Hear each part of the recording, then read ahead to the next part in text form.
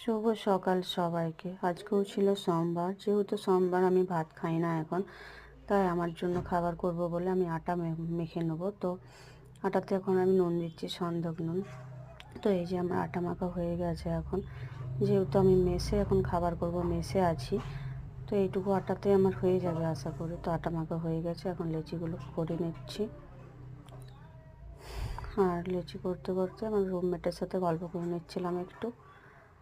তো লেচি কাটা হয়ে গেছে, এখন বানিয়ে নিচ্ছি। এখন হচ্ছে লুচি আমি বেলবো, যেহেতু আমি একাই মানে খাবার করব, তাই আগে আমি সবগুলো বেলে নেবো, তারপরে আবার একাই আমি শিখবো। এখানে তো বেলার কেউ নেই যে কেউ বেলে দেবে আমি শিখবো, সেরকম কেউ নেই, তাই বেলে নিয়ে সব চলে এসেছি। এখন এই যে এখন কড়াইয়ে তেল দিচ্ছি।